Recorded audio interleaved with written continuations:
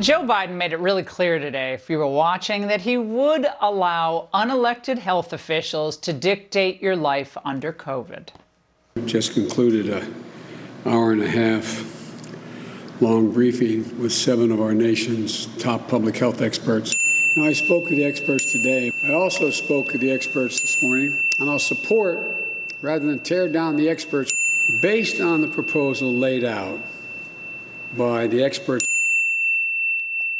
Remember who these experts are. They're the ones whose models said New York would need, 45,000 ventilators? And they're also the ones who said we'd see, 2 million dead, and promised that flattening the curve was purely about saving hospitals. And they haven't even been consistent on the efficacy of masks.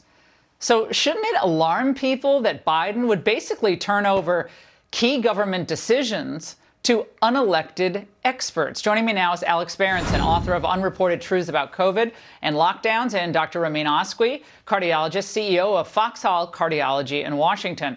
Alex, instead of giving these so-called experts more power, shouldn't Americans demand that they be held accountable for all their own screw-ups?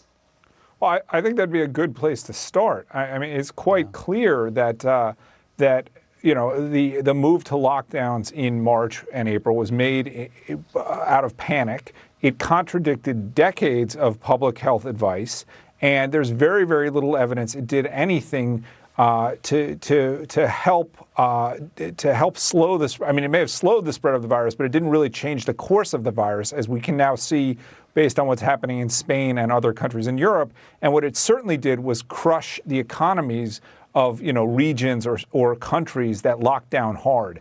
So I think an honest discussion about that would be a good place to start. Well, Dr. Oskoui, I want to play this from the CDC Director Robert Redfield earlier today, and then the president's response later on. Watch. I might even go so far as to say that this face mask is more guaranteed to protect me against COVID than when I take a COVID vaccine. The mask is not as important as the vaccine. When I called up Robert today, I said to him, what's with the mask? He said, I think I answered that question incorrectly. Okay, well, Redfield walked back his comments on Twitter tonight, Dr. O, saying he's 100% believes in the importance of the vaccine. What is going on here with this cross-messaging, Dr. Oskoui? It's hard to tell. I'm not a mind reader, but we have decades of medical science, randomized controlled studies that show for respiratory viruses, masks do nothing.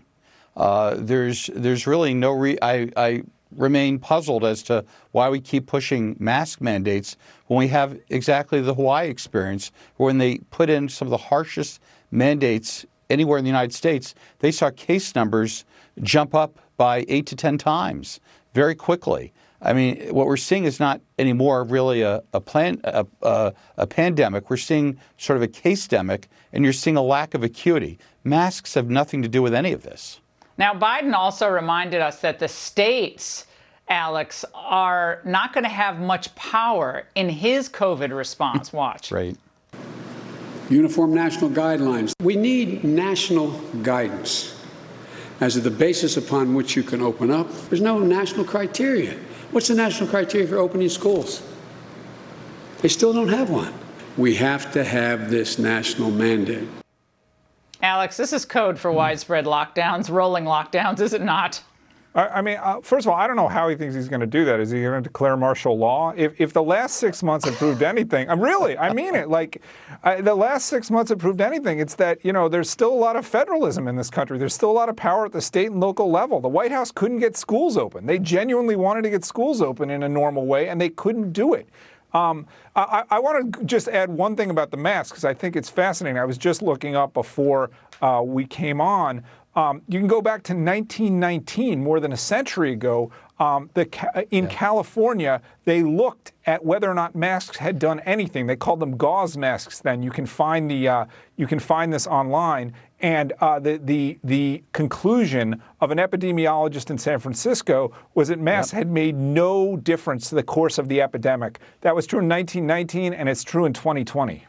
Now, Biden is claiming, guys, that he follows the science, only the science. So it was a shock to hear him make this wild prediction. Cases and deaths are going to spike this November and an additional by 215,000 Americans, they say, are going to die. If there's universal masking, these deaths could be, projected deaths could be cut in half.